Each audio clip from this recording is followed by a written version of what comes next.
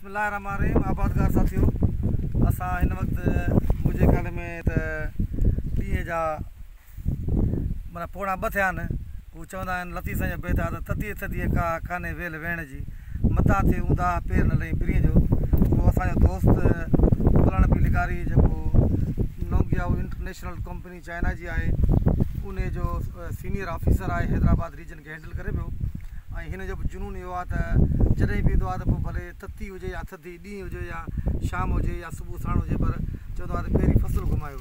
ऐं ख़ासि करे हिन जो त मूंखे CKC ते विज़िट करायो जंहिंजो तव्हां रोज़ु वडियो छॾियो पिया त इहे भला तव्हांजूं वीडियो फेक आहिनि या जेन्युइन आहिनि, गोगड़ा बथस या न। त अॼु जेको आहे साईं जन खे मच्छनि जो माना तकलीफ़ ॾिनी अथऊं, तक़रीबन को पोणा 2 थिया आहिनि ॾींहं जा।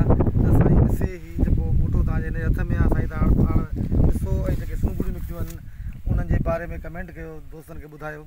इसे कॾहिं जी पोखी आहे? 19 फरवरी जी। 19 फरवरी 40 ॾींहं खां मथे टुपी विया।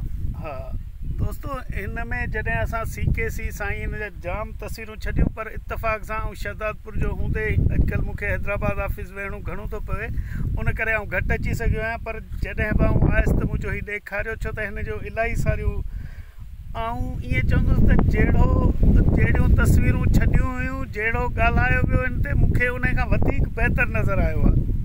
छो त मूं हिन जी कैलकुलेशन सॼी जेको निकितल सूंगड़ियूं आहिनि उन हिसाब सां कई आहे, जेको लॻल माल आहे उन हिसाब सां कई आहे।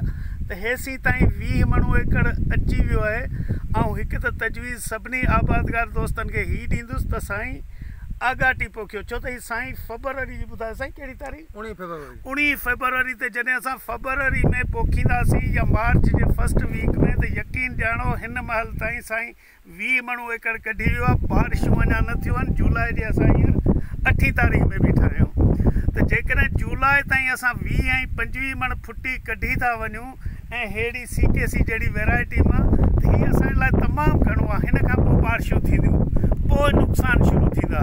ऐं मेन हिन जी जेका ॾिठीसीं त असां 5-7 गोगड़ा पटे ॾिठा आहिनि, जेके ॿाहिरां फील थिए थो त यार हिन में पिंक त हूंदो ई हूंदो, पर हिकिड़ो न 8 गोगड़ा पटे मुख़्तलिफ़ प्लांट्स मां ॾिठा अथऊं, पर किथे असांखे पिंक न मिलियो आहे। अंदरि जेको आहे सो एम्ब्रियो जेको हिन जो ककिड़ो आहे उहो मुकमिल सलामत आहे। ऐं पिंक किथे बि नज़र कोन आयो आहे। कंहिं हिकिड़ी सूंगड़ी में का उहे बि ॾिठो अथऊं त किथे मथां का मुंझियल हुजे ऐं नज़र अची वञे त हीउ पिंक हो साईं, हीउ ॾिसो हो, पर यार उहो दुश्मन थी ॾिठो आहे, पर मूंखे कोन नज़र आयो आहे पिंक। साईं ॾाढो ज़बरदस्त, तव्हांजी महिनत खे सलाम। बनी उन कैटेगरी न आहे। हा, ॿी जेका आबाद करण लाइ ख़ासि ॻाल्हि इहा त जॾहिं बारिशूं पवंदियूं त असां आबादगार स्प्रे करे कोन सघंदा आहियूं, उन करे पिंक वधी वेंदो आहे।